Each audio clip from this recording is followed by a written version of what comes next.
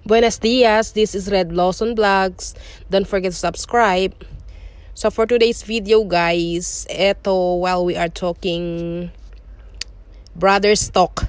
This is a brother's talk. So while having chit chat with my two big brothers, Benji and Eric is, as you can see, nagwawalis siya. And guys, it's 7 o'clock in the morning. So, iyon. We're talking about life. Kung may buhay nga ba. Layo nga ng iniisip niya eh. Hindi ko alam kung anong iniisip niya. Nasa ibang planeta ata. So ngayon, mamamasyal tayo. Samahan niyo ako guys. Kung ayaw yung sumama, bahala kayo. Maiwan kayo dyan. So, ito yung compound kung saan kami nakatira. Tapos, I was born and raised here. So, it's like 5 minutes away. Nasa tabing dagat ka na. So, ang sarap lang balik-balikan yung mga nakaraan. Sana all binabalikan.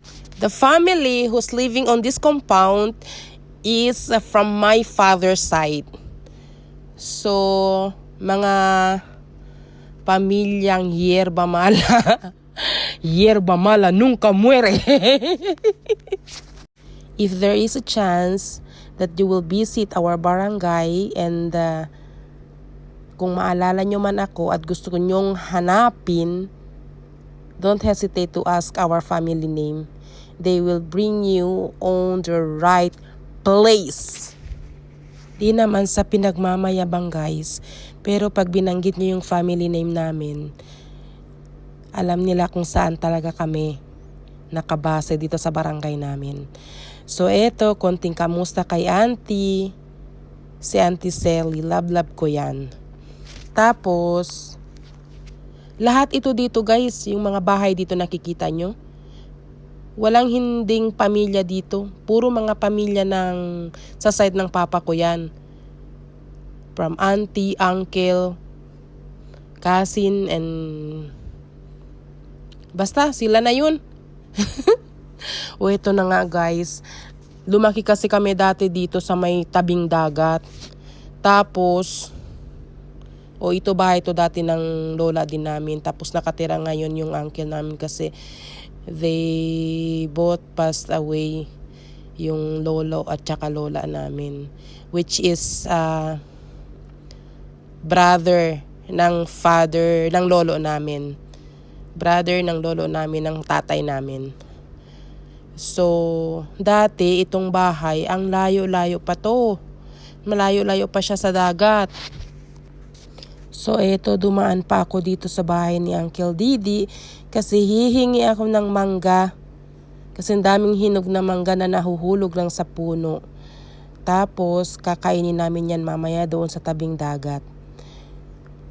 Dati, ang bahay namin dito lang din. Magkapitbahay lang din kami dati. When I was in second year high school, I think. Hi Auntie Tete! Pahingi ng mango. Ang dami silang klaseng mangga dito. May Indian mango, evergreen, Carabao. So ito na nga, nagbigay pa pati yung mango gelatin gawa ni Auntie Tete. So ito, we're headed to tabing dagat. So, kung makikita nyo itong may semento dito, dati, dito talaga yung bahay namin nakatayo. Punong-puno pa ito ng bahay. Tapos malayong-malayo pa yung tubig ng dagat. Nang dahil doon, so I remember na naaalala ko kung paano kinuha yung tubig yung bahay namin. Kasi panahon yun ng Typhoon Onyok. So, sobrang laki yung alon. Kaya hinigop niya lahat ng bahay. Tapos nung gumawa na ng seawall, again, pares lang din ang nangyari. Hanggang ngayon, ganito na ang itsura niya.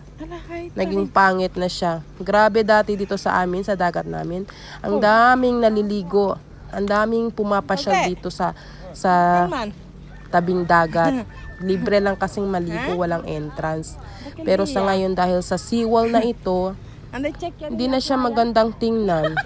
Pero guys, in fairness ha, ang Barangay Patalon guys, ang daming beaches. Beaches ha. Beaches, B-E-A-C-H-E-S, hindi B-I-T. Yaw arriba. Kasak.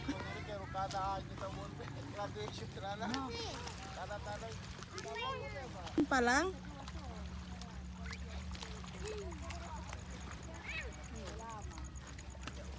May tai? Tarabya yung sensi na chinita ikabar kiriyo kome. Karibo. Enggak. Mangga tamino. Kometa mangga.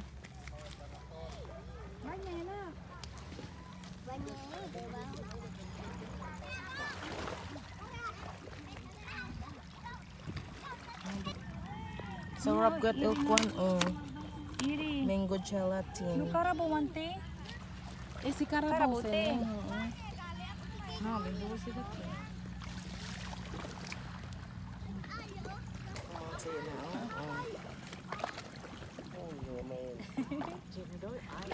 Kami este mga de akyante samal. Kabar di amo kasa sigyaman anot alyao. Di ba ben punito kada mo kasa antes. Prente na playa. Kabaya sige lang na agwa. Ara manada starfish. So dati nung high school pa lang kami, bago kami pumasok sa school, naliligo kami ng dagat sa tuwing umaga. Alas 4 pa lang yan ng umaga. Naliligo kami sa dagat, sabay-sabay kaming magpipinsan. Tapos, after school naman paghapon, tapos pag may mga isda, may huling isda, naliligo ulit kami hanggang gabi. Ang saya-saya noon. Kaso nga lang, yun nga, nawala na yung bahay namin, kaya naglipat na kami doon na kami sa may National Road malapit.